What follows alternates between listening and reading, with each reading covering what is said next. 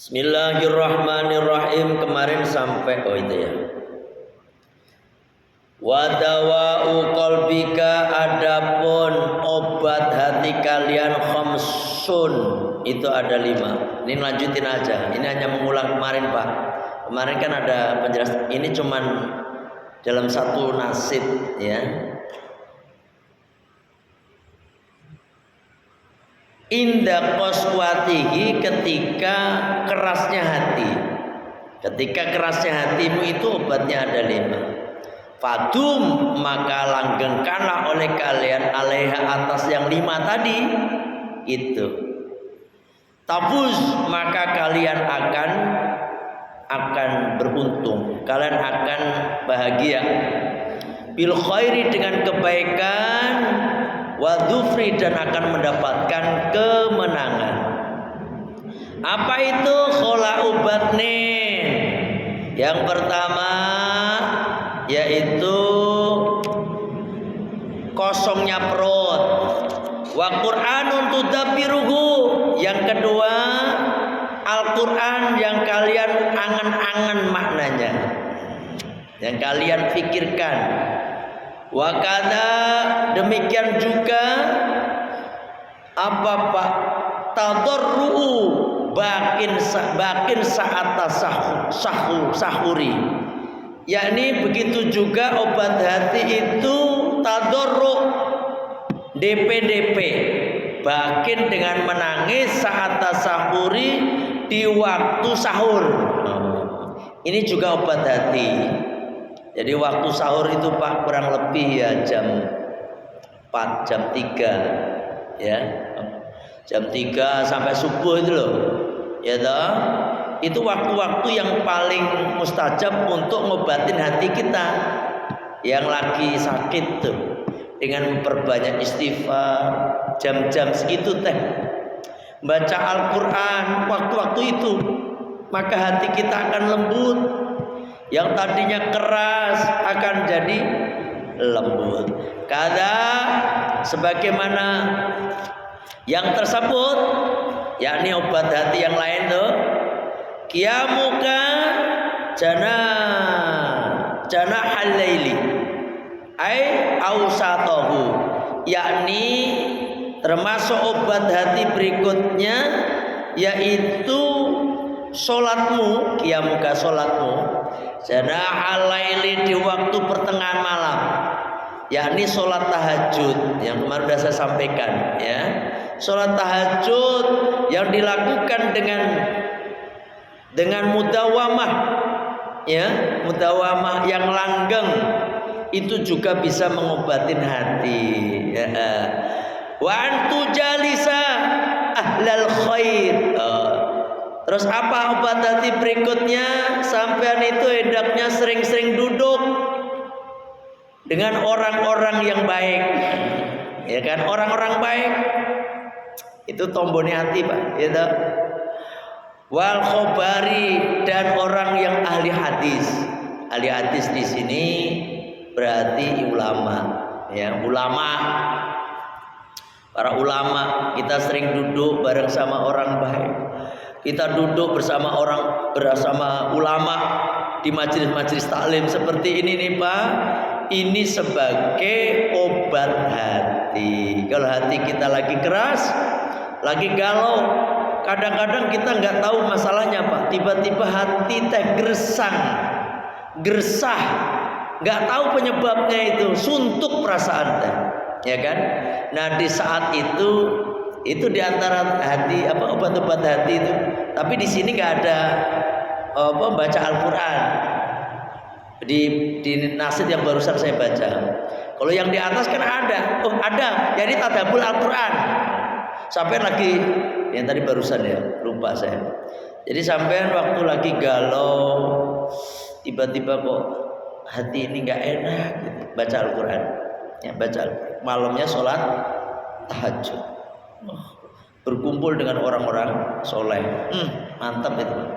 Wa'lam, ketahuilah anna hadal haditha, bahwasanya hadis ini aslun, itu merupakan pokok fil waroi, di dalam hal pembahasan warok. kehati-hatian. Ya kan, warok, hati-hati. Wa huwa adapun yang dimaksud dengan warok teh tarkus syubhati, yaitu meninggalkan perkara subhat gitu. Wal udulu ila ghairiha, dan udul itu pindah berpaling atau berpindah kepada selain yang subhat. Ya, tinggalkan perkara subhat. Ya, subhat itu sekali lagi perkara yang belum jelas kehalalannya dan belum jelas keharamannya. Tinggalin. Ya dah. Qala telah berkata Al-Hasan Al-Basri, Al-Hasan Basri ini telah berkata Imam Hasan Al-Basri, adrokna kami telah menemukan kauman pada satu kaum kanu yatrukuna sab'ina baban minal halali.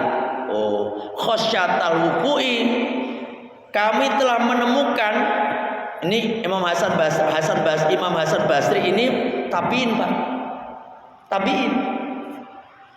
Ketika beliau berbicara tentang adrokna kauman kanu, itu kaum yang dulu, yakni para sahabat,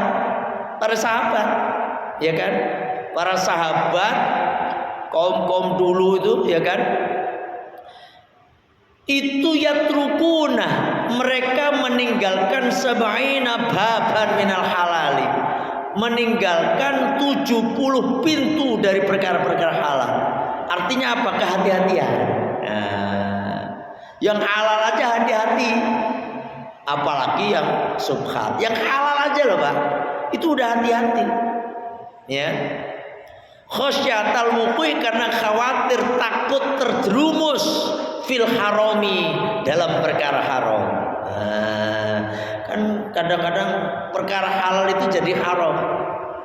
Contohnya makan kebanyakan itu haram, walaupun pakai duitnya sampai sendiri, makan kenyang, ya toh? Makan sate 70 tusuk halal itu ya, sampai ke melakaran perutnya itu haram, ya kan? Makan yang sampai kekenyangan itu haram hukumnya, ya toh? Sampai habis makan pengen muntah itu haram, Pak. Hati-hati sampean, ya toh? Termasuk perkara yang termasuk kayak haram, kayak istri itu sampean apa-apain halal, ya kan? Tapi kalau di depan umum haram. Lha iku bojoku dhewe ngapain sih? Lah, walaupun istrimu sendiri, apalagi istrinya bojone wong. Ya toh? Ini istri saya sendiri, walaupun istri sampean sendiri, kalau sampean melakukannya itu di depan umum haram. Paham ini? Ditinggalkan.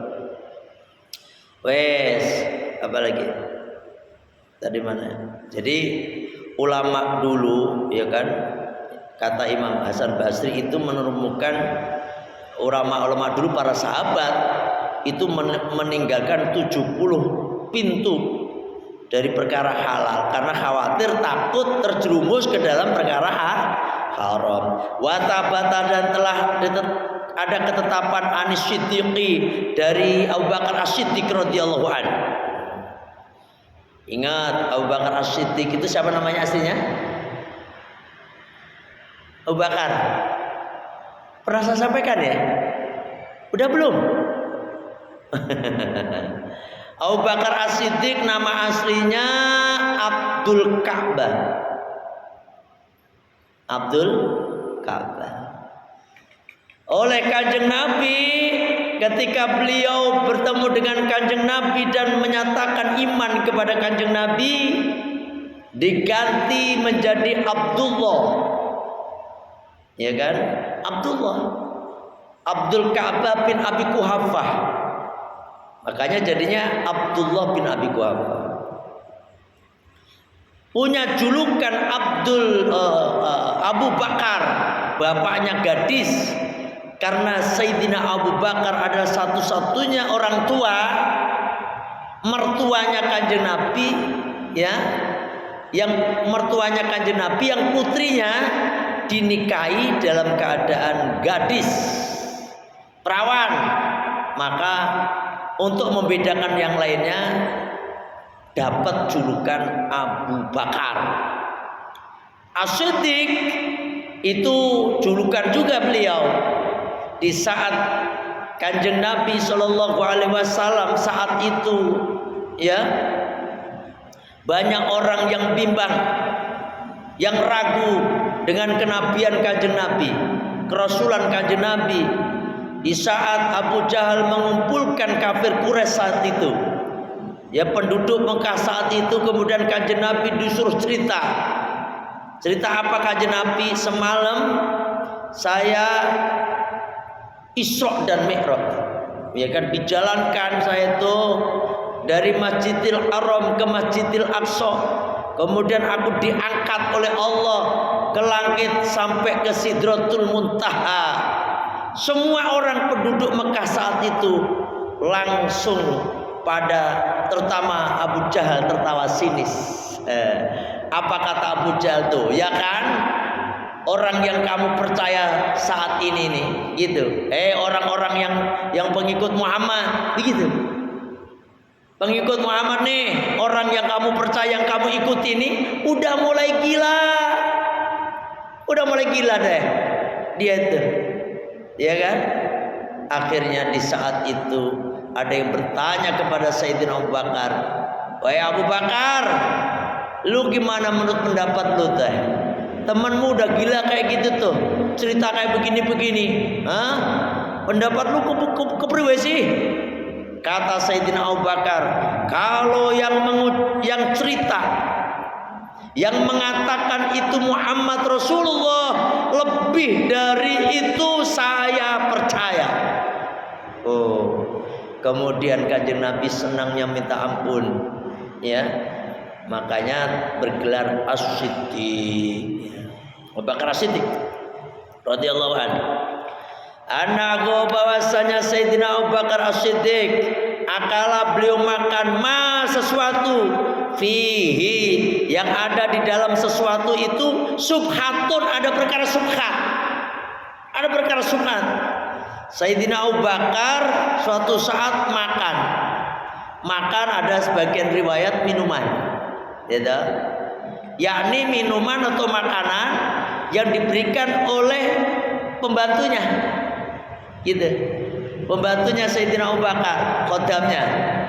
Wahai tuan, ini makanan nih tuan, dari saya tuan. Diterimanya, dimakan, gak pakai tanya.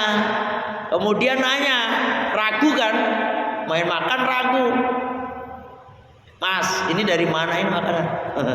Ini saya terjemahkan bebas ya. Orang Arab kagak ada mas-mes loh ya. Mas, ini sampai dapatkan dari mana nih makanan?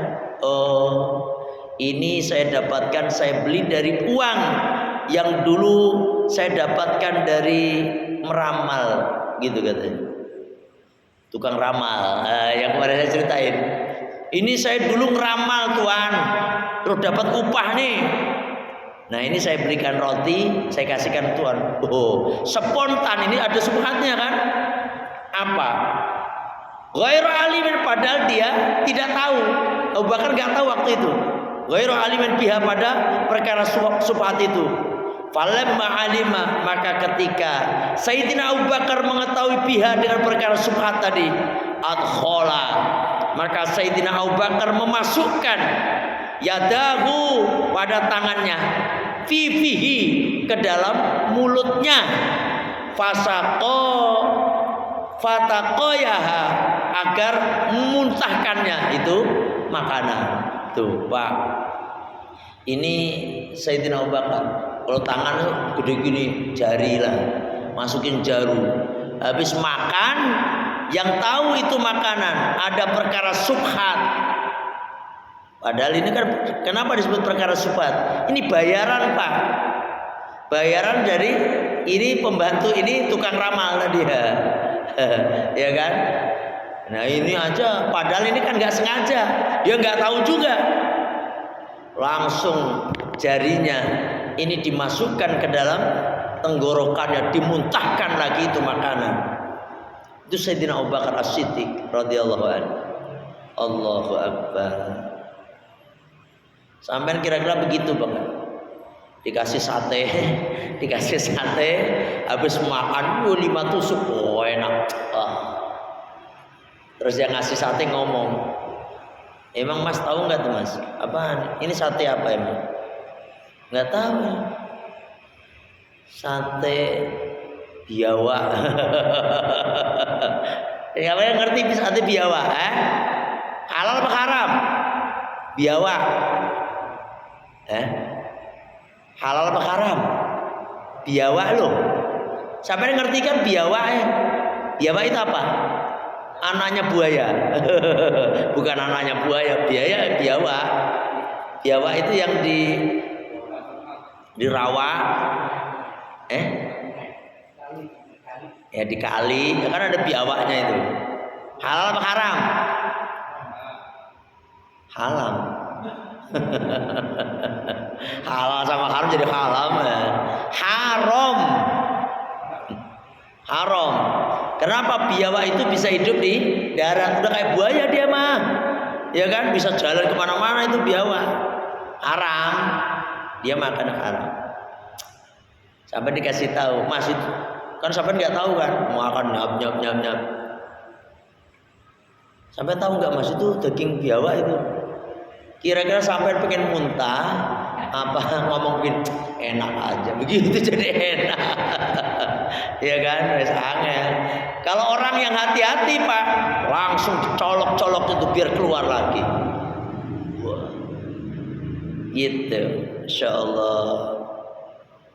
Waqala dan telah berkata Abu Darin, sahabat Abu Dar, wa taqwa, adapun untuk menghidupkan ketakwaan ayatiyah, ya kan?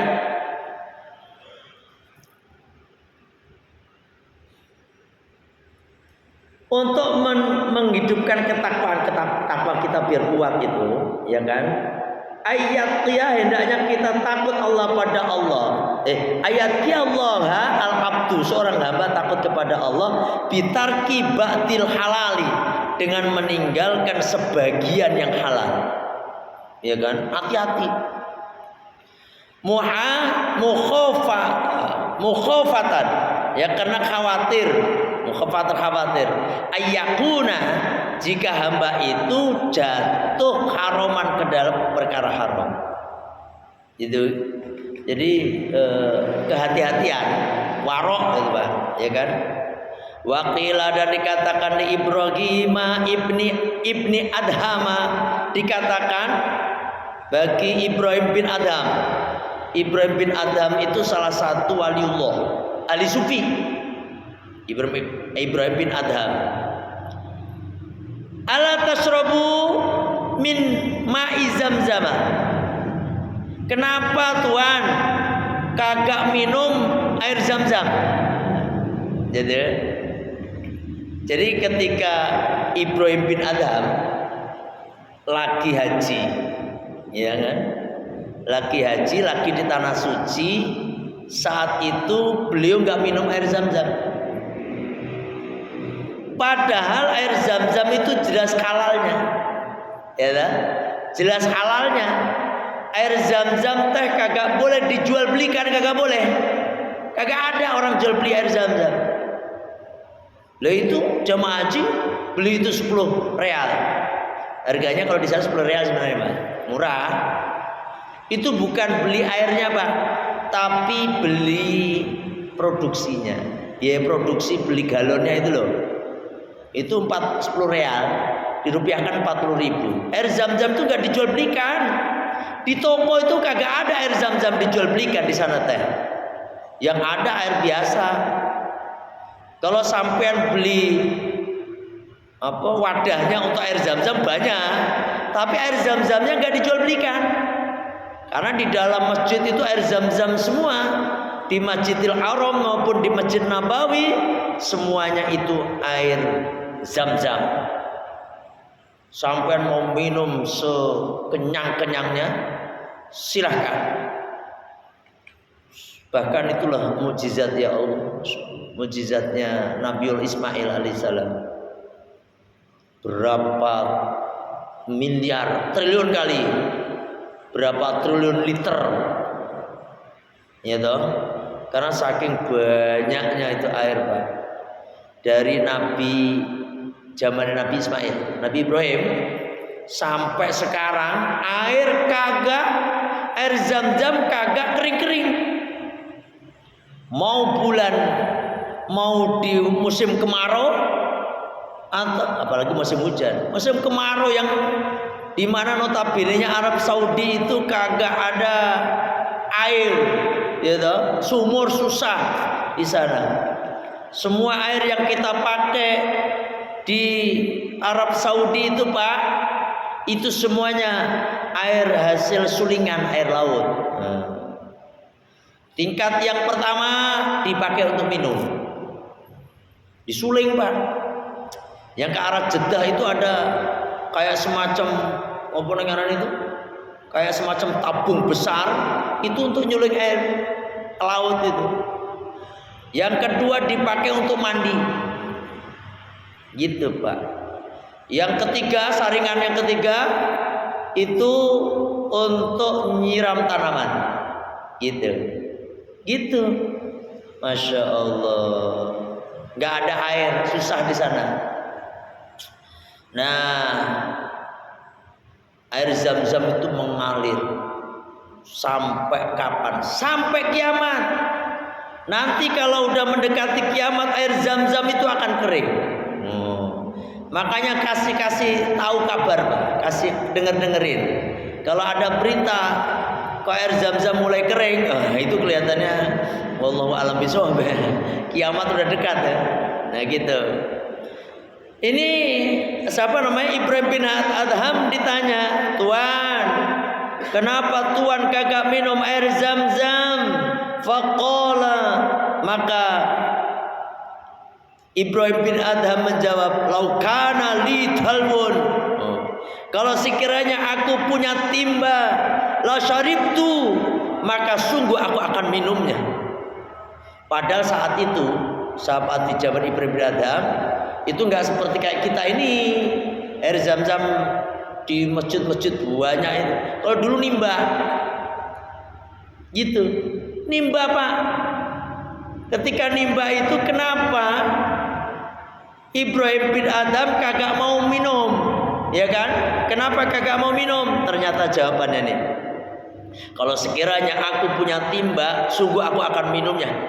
Isyaratan sebagai isyarat ila anna dalwa, karena bahwasanya timba min mali sultan, itu dari hartanya sultan. Fakana subhatun, dan hartanya sultan itu subhat. Kehati-hatian. Ini ngeri nih cerita gini. Karena sultan itu namanya sultan, ya kan? Kadang-kadang misalnya dari harta dari mana kan nggak tahu. Itu subhat, Pak. Ada kiai di Jawa ya. Saya dapat cerita dari guru saya juga. Beliau seorang pegawai negeri, guru, Pak, guru. Dia dapat gaji, beliau dapat gaji, itu kiai itu. Tapi gaji gurunya itu sama sekali kagak pernah diberikan kepada anaknya. Luar biasa, kagak mau diberikan ke anaknya. Ketika ditanya kenapa kiai nggak dikasihkan ke anak, karena ini gaji dari pemerintah. Makanya dari situ, Pak, saya dari dulu nggak pengen sama sekali jadi pegawai negeri. Dari kecil saya termasuk orang pintar saya dulu, Pak. Mohon maaf, ini bukan sombong. Kalau mau kayak gitu, ya kan? Saya nggak mau. Ya nggak tahu, karena dari cerita kiai saya itu tadi loh. Pegawai negeri itu pun kan dihasilkan dari pajak, ya kan? Dari pajak. Pajak itu kan dari mana-mana, ada dari halal, ada dari perkara haram. Kayak apa namanya itu? Kayak punten, mohon maaf, ngomongnya jadi gak enak kita. Kayak pegawai malam itu, warung remang-remang itu, bayar pajak nggak kira-kira? Bayar Pak. Lah, terus apa lagi? Minuman keras tuh PT bikin minuman keras bayar pajak gak? Bahkan lebih gede pajaknya. Biaya cukai gitu, cukai itu banyak. Nah, itu semuanya masuk dari satu di dalam pemerintahan itu kan. Jadi uang negara. Kiai itu kagak mau ngasih. Gajinya tuh diapain? Disedekahkan, dikasihkan orang-orang. Anaknya, putranya, gus-gusnya kagak pernah dikasih makan dari uang gaji dia beliau ngajarin. Luar biasa. Ada nggak kira-kira kayak gitu ya orangnya saat ini nih? angel. Nggak mau. Beliau kiai ini punya sawah dan ditanam sama santri-santrinya. Dari situlah yang diberikan ke putra-putranya. Hasil pegawai negeri beliau, ya kan, ngajarin guru itu loh, itu enggak sedikit pun diberikan kepada anaknya. Itu yang namanya kehati-hatian masalah barang halal. Paham ini? Subhat itu sebenarnya belum tentu halal, belum tentu haram gitu loh Pak. Ini kalau mau hati-hati itu, ya kayak itu meninggalkan dari pintu segala macam yang kira-kira ini subhat. Masya Allah, susah. Kalau sekarang boro-boro, ya toh, pegawai-pegawai kita ini loh, boro-boro, gaji aja masih korupsi. Yang udah jelas-jelas gaji itu kalau menurut keterangan yang tadi saya ceritakan kan itu subhat, ya kan? Kalau yang hati-hati loh, saya nggak ngomongin terus, kalau begitu nggak boleh. Nggak, ini orang hati-hatian. Orang kalau lebih hati-hati nggak mau makan barang-barang kayak duit gaji-gaji yang subhat kayak gitu, ya toh? Lah ini udah tahu itu urusan subhat, masih korupsi lagi. Itu lebih haram lagi itu mah, ya kan? Jelas haramnya kalau itu korupsi, uang negara diambil, dicolong, itu maling itu mah. Makanya kadang-kadang saya kalau ngomong masalah korupsi jadi gedek banget. Kenapa jadi gedek Pak? Ini korupsi itu memang ya Allah, semoga aja ada undang-undang yang korupsi digantung gitu. Ini, saya di masjid ngomong begini, saya setuju banget tuh Pak. Yang korupsi digantung, kalau nggak dimasukkan ke kandang singa loh. Gitu biar negara kita ini kalau kaya raya negara kita ini, ya toh, ya Allah, suatu saat pasti ada. Suatu saat lah, ini omongan saya ini kata kapan, tapi pasti ada ini, ya kan? Suatu saat ada undang-undang korupsi sekian puluh juta digantung. Kalau digantung kelihatan enggak? Hukum mati deh, udah hukum mati. Kalau sekarang kan enggak. Korupsi udah ketahuan berapa miliar aja masih dada-dada. Wes angel. Masih pakai baju orang masih bangga banget.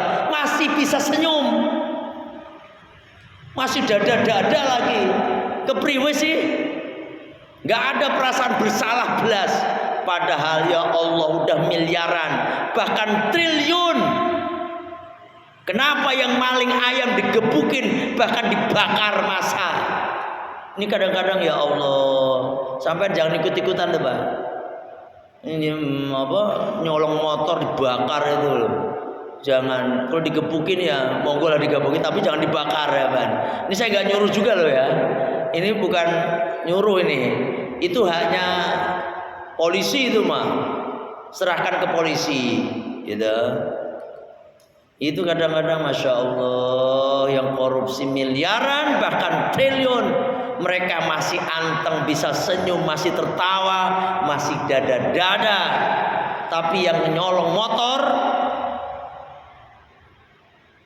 digebukin sampai mati, ada yang dibakar hidup-hidup. Jangan ikut-ikutan teman, ya kan? Memang kadang-kadang ya gregetin, ya kan? Kira-kira sampai setuju nggak Pak? Kira-kira kalau ada orang korupsi ditembak mati, ya? Setuju kan? Ya, tapi melalui hukuman, Bismillahirrahmanirrahim. Wes, itu Ibrahim bin Adham. Beliau sampai kehati-hatiannya, padahal air Zam-Zam itu halal, gara-gara timbanya itu disediakan oleh sultan, itu dia nggak mau. Masya Allah. Tapi gak usah niru juga. Nanti sampai haji nggak minum air Zam-Zam lagi, nggak mau air Zam-Zam. Tetap, kalau kita kan bukan katanya wali Pak. Ibrahim bin Adham itu wali besar beliau. Kalau kita kan wali murid, kita mah sok minum-minum aja ya. Minum air Zam-Zam. Sampai mau nimbah sendiri juga kagak bisa. Wong sekarang udah ditutup itunya. Paham ya? Subhanallah. Ini saking kehati-hatiannya orang dulu berkenaan dengan perkara halal dan haram, ya. Saya kira sampai di sini ngajinya. Allahu Akbar. Kita tutup dengan baca sayyidul istighfar. Bismillahirrahmanirrahim. Allahumma anta rabbi la ilaha illa anta khalaqtani wa ana abduka wa ana ala ahdika wa wa'dika mastata'tu a'udzu bika min syarri